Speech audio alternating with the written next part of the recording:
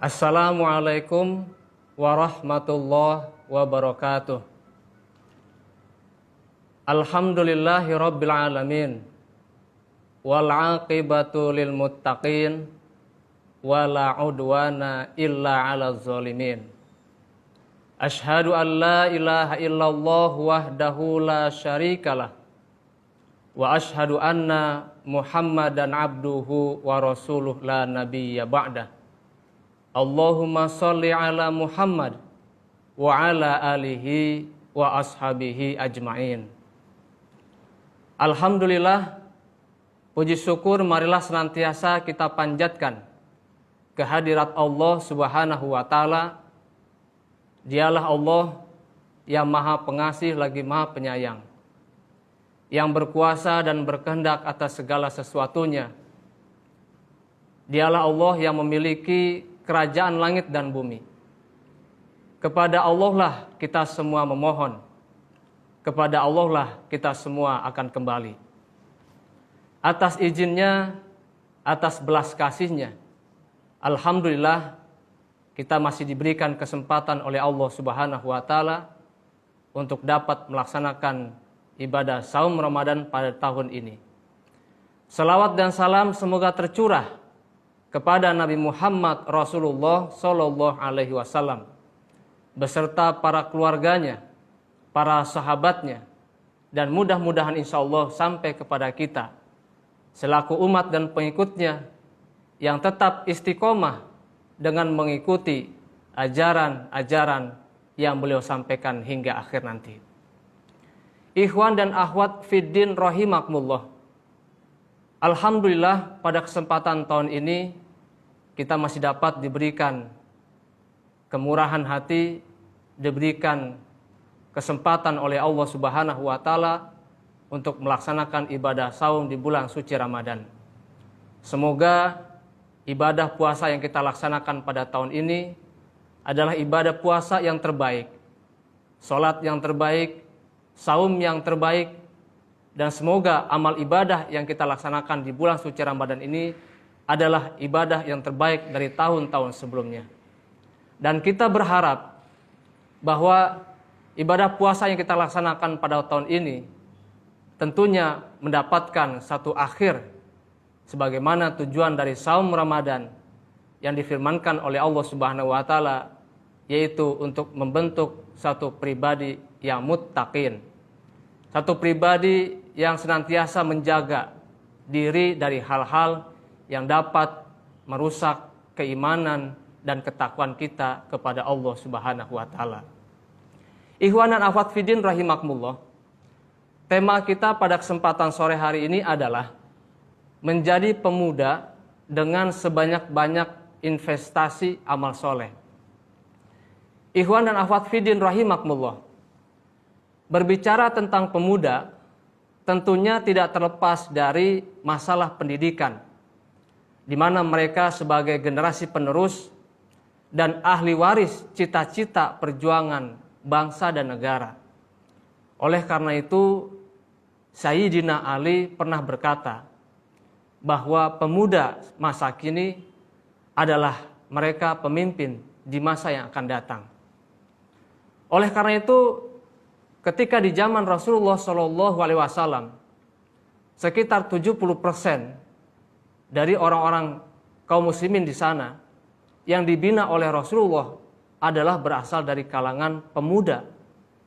Di sana ada Ali bin Abi Thalib, di sana ada Mus'ab bin Umair, di sana ada Bilal bin Rabah, ada Zaid bin Sabit, dan masih banyak lagi pemuda-pemuda yang lainnya. Nah, oleh karena itu, kalau dakwah Islam ini ingin berkembang, maka binalah 70%-nya ini yang tidak lain adalah berasal dari kalangan pemuda. Ikhwan dan akhwat fiddin rahimakumullah. Sebagai wadah perjuangan dari pemuda saat ini adalah tidak terlepas dari satu kalimat, yaitu inna sholati wa nusuki wa mahyaya wa mamati lillahi rabbil alamin. Sesungguhnya sholatku, ibadahku, dan hidupku serta matiku hanyalah untuk Allah Subhanahu wa taala, Rabb semesta alam. Dan ini menjadi satu wadah perjuangan. Semoga aktivitas yang dilaksanakan tentunya semuanya dialokasikan semata-mata untuk mengharapkan keridhaan Allah Subhanahu wa taala. Nah, oleh karena itu dalam kesempatan ini mari kita bahas apa saja yang bisa menghantarkan seorang pemuda itu memiliki sebanyak-banyak amal soleh. Ada beberapa hal yang bisa menghantarkan seorang pemuda yang memiliki amal soleh yang begitu banyak, investasi amal soleh yang begitu banyak. Di antaranya adalah hatinya hidup. Kemudian yang kedua, dia dekat dengan Al-Quran. Kemudian yang ketiga, selalu bertawakal kepada Allah Subhanahu wa taala. Dan yang keempat adalah suka beribadah. Yang kelima, senang dan mudah berinfak. Yang keenam, tetap pergi berjihad atau berdakwah. Dan yang ketujuh atau yang terakhir, yaitu berharap senantiasa syahid di jalan Allah Subhanahu wa taala. Ikhwan dan akhwat fiddin rahimakumullah, mari kita bahas satu persatu apa saja yang bisa menghantarkan seseorang pemuda bisa memiliki begitu banyak investasi amal solehnya. Yang pertama adalah hatinya hidup. Artinya, mau mendengarkan ayat-ayat Allah Subhanahu wa taala, dan apabila disebutkan nama Allah, bergetar hatinya. Karena Allah Subhanahu wa taala adalah zat yang maha besar. Maka pantaslah ketika nama Allah disebutkan bergetar hatinya. Dan bertambahlah keimanan seseorang. Hati seorang muslim ini yang dihidupkan oleh zikir yang senantiasa dia lakukan, baik dalam keadaan berdiri, dalam keadaan duduk, ataupun dalam keadaan berbaring. Firman Allah Subhanahu wa taala menjelaskan, alladzina yadhkurunallaha qiyaman wa qu'udan wa 'ala junubihim wa yatafakkaruna fi khalqis samawati wal ard. Rabbana ma khalaqta hadza batila subhanaka faqina adzabannar. Yang artinya adalah yaitu orang-orang yang mengingat Allah sambil berdiri atau sambil duduk atau dalam keadaan berbaring, seraya mereka memikirkan tentang penciptaan langit dan bumi, seraya juga mereka berkata, Rabbana, ya Tuhan kami, ma khalaqta hadza batila, tiadalah engkau menciptakan ini dengan sia-sia, maka peliharalah kami dari siksaan api neraka. Surat Ali Imran ayat 191. Nah, untuk menghantarkan kepada hati yang hidup, ikhwan dan akhwat fiddin rahimakumullah, maka harus terjadi keseimbangan, tawazun antara akal manusia, pikiran manusia, dan hati serta fisik. Ini harus terjadi sinkronisasi. Jangan sampai ada salah satu elemen yang memiliki cacat. Kalau itu terjadi, maka tidak akan terjadi keseimbangan atau tawazun. Ketika manusia memiliki akal pikiran yang baik, akal pikiran yang jernih, hatinya baik, tetapi fisiknya tidak mendukung, maka akan terjadi ketidakseimbangan. Atau hatinya tidak baik, akal pikirannya baik, kemudian fisiknya mendukung, maka ini juga akan mengantarkan kepada satu ketidakseimbangan. Atau yang ketiga adalah akal pikirannya tidak baik, tidak bersih, hatinya baik, tetapi fisiknya mendukung, ini juga akan melahirkan satu ketidakseimbangan. Oleh karena itu, ketiga elemen ini, antara akal, pikiran manusia, dan hati, serta fisik, semuanya harus mendukung, harus sinkronisasi. Niscaya kalau itu dilakukan, maka akan terwujud satu sifat keseimbangan atau tawazun. Nah, di bulan Ramadan ini adalah satu kesempatan yang baik untuk melatih itu semua, melatih akal manusia, pikiran manusia, melatih hati manusia agar tetap hidup, dan melatih fisik manusia agar dia tetap sehat baik secara ruhani maupun secara jasmani.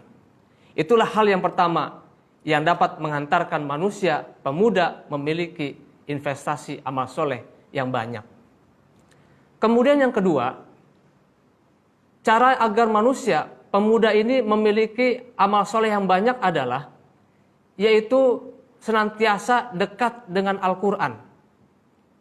Meskipun sesibuk apapun kegiatan manusia, banyak rutinitas yang kita laksanakan, karena Al-Quran adalah zikir terbaik, dan Allah Subhanahu wa Ta'ala telah menjanjikan kemudahan dalam isi kandungan Al-Quran tersebut, maka membaca Al-Quran haruslah dimulai dengan keimanan di dalam hati. Sehingga ketika dibacakan kepadanya, bertambah keimanan seorang pemuda atau manusia di dalam dirinya. Di dalam Al-Quran, Allah Subhanahu wa Ta'ala berfirman, "Walaqad yasarnal Qur'ana lidzikri fahal mim muddakir." Yang artinya adalah, dan sesungguhnya telah kami mudahkan Al-Quran itu untuk pelajaran, maka adakah orang-orang yang mengambil pelajaran? Surat Al-Qamar ayat 17. Di bulan Ramadan ini kesempatan berinteraksi dengan Al-Quran tidak hanya dengan cara membaca, tapi juga bisa menghafal. Itu pun merupakan jalan berinteraksi dengan Al-Quran. Apalagi tahapan yang paling tinggi adalah mengamalkan isi Al-Quran adalah merupakan cara berinteraksi dan kita dekat dengan Al-Quran. Dan salah satu yang dirindukan oleh surga adalah mereka yang senantiasa mentadaburi nilai-nilai Al-Quran yang difirmankan oleh Allah Subhanahu wa Ta'ala. Inilah yang kedua yang dapat menghantarkan seorang pemuda kepada hal yang dapat memperbanyak investasi amal soleh. Ikhwan dan akhwat fiddin rahimakumullah. Kemudian yang ketiga, hal yang bisa menghantarkan seseorang kepada amal soleh yang begitu banyak adalah dia senantiasa bertawakal kepada Allah. Dia tidak pernah menyandarkan dirinya kepada kemampuannya. Persiapan memang penting, perencanaan memang penting. Tetapi setelah itu kita lakukan semua, maka selebihnya kita bertawakal kepada Allah Subhanahu wa Ta'ala.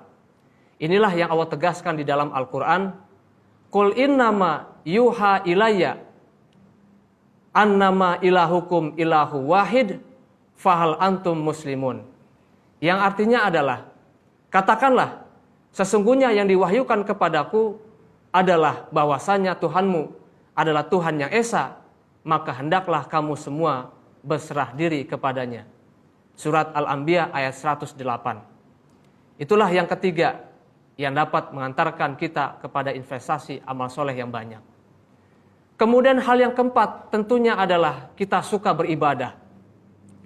Selain melaksanakan ibadah-ibadah yang wajib, ibadah-ibadah yang fardu, juga senantiasa kita menghidupkan ibadah-ibadah yang sunnah. Seperti yang telah dicontohkan oleh Rasulullah SAW. Beliau senantiasa menjaga dua solat sunat, yaitu baik dalam keadaan safar, apakah Rasulullah dalam keadaan berpergian, ataukah Rasulullah dalam keadaan bermukim. Nah, ini juga yang ditegaskan oleh Allah Subhanahu wa Ta'ala dalam firman-Nya, "Hafizu 'alas sholawati was sholatil wusta wa qumu lillahi qanitin." Yang artinya adalah, peliharalah semua solatmu dan peliharalah solat wusta. Berdirilah untuk Allah dalam solatmu dengan khusyuk. Surat Al-Baqarah ayat 238. Ikhwan dan akhwat fiddin rahimakumullah. Yang kelima yang bisa mengantarkan kita kepada suatu investasi amal soleh yang banyak adalah senang dan mudah berinfak.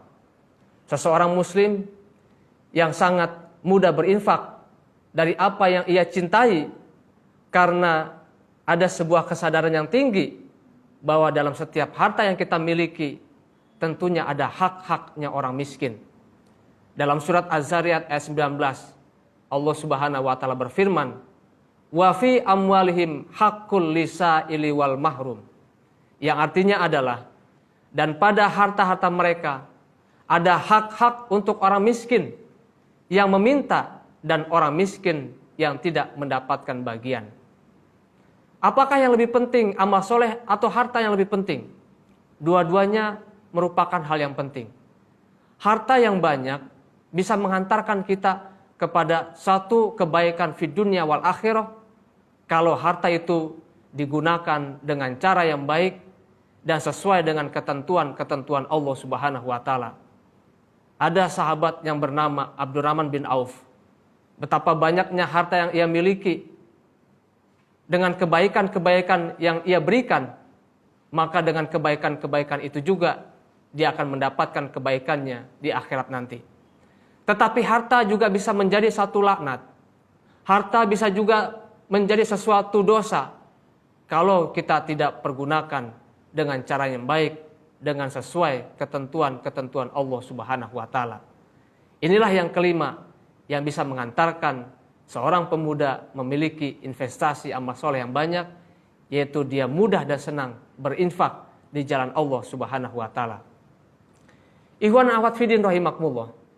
Yang keenam adalah tetap pergi berjihad baik dalam keadaan ringan ataupun dalam keadaan berat. Jihad di sini tentu tidak hanya diartikan secara perang saja. Tapi jihad di sini adalah bersungguh-sungguh melakukan suatu program yang direncanakan untuk menggapai satu keridhaan Allah Subhanahu wa taala. Itu juga merupakan satu jihad yang dianjurkan oleh Allah Subhanahu wa taala. Adapun sebagai gerakan dasar kita untuk melaksanakan jihad ini adalah kelembutan hati, yaitu dialog dengan berdakwah. Kalau ataupun ada cara yang berdebat, maka lakukanlah dengan cara-cara yang sopan dan santun. Ini yang Allah firmankan di dalam Al-Quran, dalam surat At-Taubah ayat 41, yang artinya adalah, berangkatlah kamu sekalian, baik dalam keadaan merasa ringan, ataupun dalam keadaan berat.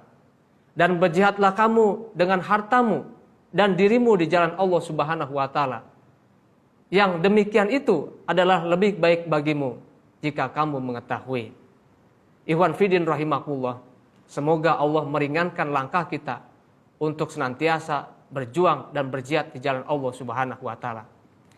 Yang ketujuh, yang terakhir, hal yang bisa mengantarkan kita kepada sesuatu yang memiliki amal soleh yang begitu banyak adalah berharap senantiasa syahid di jalan Allah Subhanahu wa taala.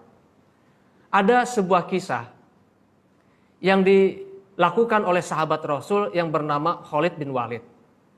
Sahabat ini betapa besar pengharapannya. Dia selalu ingin syahid di jalan Allah Subhanahu wa taala. Tidak pernah sedikit pun dia berpikir kalau keluar rumah berperang di jalan Allah, kembali ke rumah dengan selamat. Cita-citanya adalah senantiasa syahid di jalan Allah Subhanahu wa taala.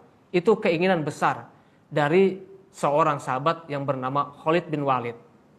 Namun setiap kali peperangan yang dia lakukan, senantiasa pulang dengan selamat. Artinya tidak pernah sesuai dengan harapan yang dicita-citakan, yaitu menemui syahid di jalan Allah Subhanahu wa taala. Suatu ketika Khalid bin Walid menjadi komandan perang. Dia ingin cita-citanya terkabul. Bahkan dalam suatu peperangan terjadi, Khalid bin Walid ini menyuruh pasukannya, menyuruh anak buahnya untuk mundur, agar dia sendiri maju ke medan perang untuk menemui syahidnya. Tapi apa yang terjadi? Ikhwan dan akhwat fiddin rahimakumullah. Maka justru kondisinya terbalik. Musuh yang ada pada peperangan yang dilaksanakan oleh Khalid bin Walid, mereka lari tunggang langgang karena kegigihannya, karena semangatnya yang tinggi, karena dorongannya yang optimis. Bahkan sampai saat itu juga Khalid bin Walid tidak pernah menemukan syahidnya di medan peperangan. Tetapi motivasinya tinggi, maka dia selalu berharap untuk menemukan syahidnya di jalan Allah Subhanahu wa taala. Inilah yang Allah tegaskan di dalam Al-Quran, dalam surat At-Taubah ayat 52, yang artinya adalah, katakanlah, tidak ada yang kamu tunggu-tunggu bagi kami, kecuali salah satu dari dua kebaikan. Apa salah satu dari dua kebaikan itu? Kalau tidak kemenangan, yang kedua adalah mati syahid. Ini saja kemungkinan yang akan terjadi. kita menang dengan menyampaikan nilai-nilai kebenaran yang kita bawa atau dalam kondisi mati syahid di jalan Allah Subhanahu wa taala. Ikhwan dan akhwat fiddin rahimakumullah, itulah 7 hal yang dapat menghantarkan seorang pemuda menjadi yang memiliki investasi dan amal soleh yang begitu banyak. Nah, pada sesi yang kedua ini, sekarang mari kita lihat contoh-contoh. Siapa saja pemuda-pemuda yang ada di zaman Rasulullah SAW yang disebut sebagai 7 pemuda All Star, yang mereka memiliki bintang prestasi, bukan hanya saja prestasi di dunia, tapi prestasi mereka adalah prestasi yang diukir untuk mengharapkan kebaikan-kebaikan di akhirat. Siapa saja contoh-contoh pemuda yang ada pada masa Rasulullah yang bergelimang, yang memiliki prestasi yang begitu banyak? Yang pertama ada Bilal bin Rabah. Yang kedua ada Mus'ab bin Umair. Yang ketiga ada Abdullah bin Mas'ud. Yang keempat ada Mu'az bin Jabal. Yang kelima ada Anas bin Malik. Yang keenam ada Abdullah bin Abbas. Yang ketujuh ada Zaid bin Sabit.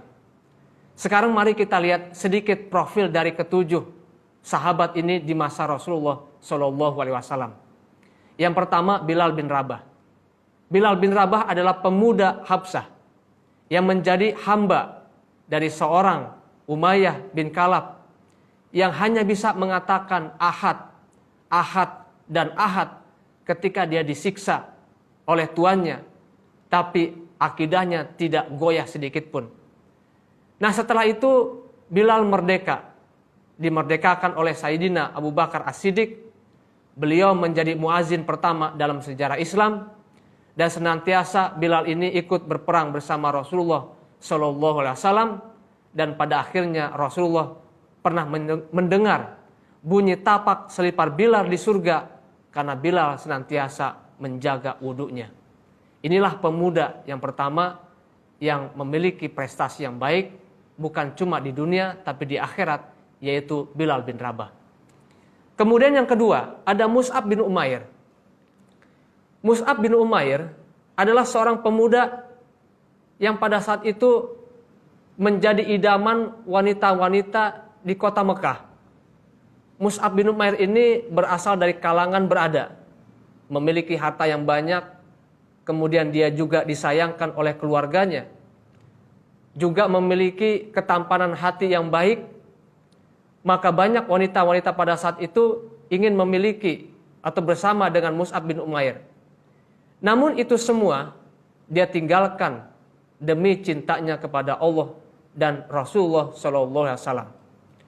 Kemudian Mus'ab bin Umair juga pernah hijrah ke Habsah sebanyak 2 kali. Dan ketika beliau pulang ke Mekah, Rasulullah memandang Mus'ab bin Umair dengan pandangan yang sedih. Kenapa demikian?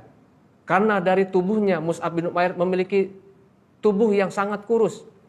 Dan pada saat itu beliau memakai pakaian yang ala kadarnya. Bahkan bisa jadi memiliki atau berpakaian dengan pakaian yang lebih buruk dari pakaian yang biasa. Kemudian Mus'ab bin Umair pernah menjadi duta pertama dalam sejarah Islam. Dihantarkan oleh Rasulullah ke kota Madinah untuk mengajarkan penduduk kota Madinah tentang Al-Quran dan Islam di sana. Dan terakhir Mus'ab bin Umair adalah pemegang panji ketika peperangan Uhud terjadi, dan disitulah dia menemukan syahidnya. Dan ketika ingin dikafankan Mus'ab bin Umair, ketika dikafankan, kain kafannya tidak cukup kalau ditarik ke atas, bawah kakinya kelihatan, dan kalau ditarik ke bawah, bagian atasnya terlihat. Begitulah kondisi para sahabat yang memiliki satu prestasi yang diukir, bukan hanya prestasi di dunia, tapi juga memiliki prestasi di akhirat kelak. Kemudian yang ketiga, ada Abdullah bin Mas'ud. Abdullah bin Mas'ud ini adalah seorang pengembala waktu mudanya, waktu remajanya. Kemudian Abdullah bin Mas'ud ini juga senantiasa suka menuntut ilmu. Dikenal karena kejujurannya, maka dia bekerja kepada Rasulullah SAW dan juga bekerja kepada Abu Bakar As-Siddiq. Nah, di antara 4 sahabat yang disebutkan oleh Rasulullah adalah orang yang mahir dalam Al-Quran, maka pelajarilah Al-Quran dari 4 orang ini, salah satunya adalah Abdullah bin Mas'ud. Ikhwan dan akhwat fiddin rahimakumullah. Selanjutnya sahabat Rasulullah, pemuda di zaman Nabi yang memiliki prestasi yang luar biasa juga adalah Mu'az bin Jabal. Mu'az bin Jabal ini seorang pemuda yang senantiasa haus akan ilmu pengetahuan. Dan Rasulullah SAW memujinya sebagai orang yang paling paham, orang yang paling alim tentang halal dan haram. Dihantarkan oleh Rasulullah SAW menjadi duta di Yaman, dan antara 4 sahabat yang disebutkan oleh Rasulullah, yaitu yang mahir dalam Al-Quran selain Abdullah bin Mas'ud, yang kedua adalah Mu'az bin Jabal. Semua pemuda-pemuda ini adalah mereka yang memiliki prestasi, diukir untuk prestasi-prestasi mereka, amal soleh mereka, tentu amal soleh yang baik. Ikhwan akhwat fiddin rahimakumullah. Selanjutnya prestasi yang diukir oleh sahabat di zaman Rasulullah, ada yang bernama Anas bin Malik. Anas bin Malik ini adalah merupakan pembantu khadam di masa usia 10 tahun di masa Rasulullah SAW. Senantiasa bersama Nabi, baik yang ada di luar ketika Nabi berada di dalam atau ketika Nabi berada di luar. Di antara sahabat yang paling banyak meriwayatkan hadis Rasulullah adalah Anas bin Malik selain Abu Hurairah. Berkat doa dari Rasulullah SAW, maka Anas bin Malik ini dikaruniakan oleh Allah Subhanahu wa Ta'ala dengan umur yang panjang, dengan harta yang banyak, dan dengan memiliki keturunan yang banyak juga. Itulah sahabat Rasulullah yang memiliki prestasi yang baik, amal soleh yang baik. Kemudian yang berikutnya ada Abdullah bin Abbas, atau dikenal dengan Ibnu Abbas. Ibnu Abbas ini adalah satu sahabat yang mendapatkan tarbiyah langsung dari Rasulullah SAW. Dan semasa Rasulullah wafat, beliau adalah sahabat yang belum menjangkau usia remaja lagi. Karena doa Rasulullah SAW, beliau menjadi seorang yang alim dalam berbagai macam bidang, seperti tafsir Al-Quran, di dalam bidang hukum-hukum agama, dan juga ilmu-ilmu yang lain. Seorang pemuda yang usianya muda, tetapi ilmunya sangat tua. Kenapa demikian? Karena begitu banyak luas ilmu pengetahuannya dalam urusan-urusan agama yang dimiliki oleh Abdullah bin Abbas. Inilah sahabat yang di masa Rasulullah juga memiliki prestasi yang baik. Dan ikhwan dan akhwat fiddin rahimakumullah, yang terakhir di zaman Rasulullah yang memiliki prestasi yang baik adalah Zaid bin Sabit. Zaid bin Sabit ini ditugaskan oleh Sayyidina Umar bin Khattab untuk mengumpulkan kepingan-kepingan yang mengandung ayat-ayat Al-Quran, dikumpulkan jadi satu, untuk dikumpulkan menjadi satu mushaf. Walaupun pada awalnya Zaid bin Sabit ini menolak tugas tersebut. Kenapa demikian? Karena begitu beratnya tugas yang diamanahkan kepada dirinya. Tetapi dia jalankan dengan baik. Dan di masa kepemimpinan Sayyidina Utsman bin Affan, dia menjadi salah seorang penulis Al-Quran pada pemerintahan sahabat Utsman bin Affan. Ikhwan dan akhwat fiddin rahimakumullah, itulah sekelompok pemuda yang memiliki prestasi yang baik di masa Rasulullah SAW. Nah, oleh karena itu, sebagai kesimpulan dari materi pada kesempatan sore hari ini adalah, yang pertama, mari kita ajak, kita bina dan berikan kesempatan berdakwah kepada pemuda-pemuda saat ini. Yang kedua, libatkan pemuda atau remaja dalam hal kegiatan-kegiatan keagamaan. Berilah mereka latihan tanggung jawab. Berilah mereka latihan untuk memegang satu kepemimpinan. Insya Allah mereka akan menemukan kesadaran dalam diri mereka sendiri. Yang ketiga, tidak menjadi sesuatu yang mustahil Islam akan mencapai masa kejayaannya pada masa Rasulullah SAW, karena penggerak dakwahnya adalah orang-orang yang memiliki semangat yang tinggi.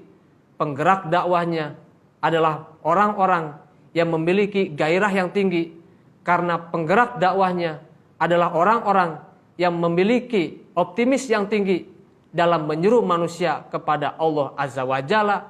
Tidak lain, orang tersebut adalah pemuda-pemuda Islam. Ikhwan dan akhwat fiddin rahimakumullah, inilah yang dapat saya sampaikan dalam kesempatan tausiah kali ini. Semoga yang sedikit ini ada manfaatnya bagi kita semuanya.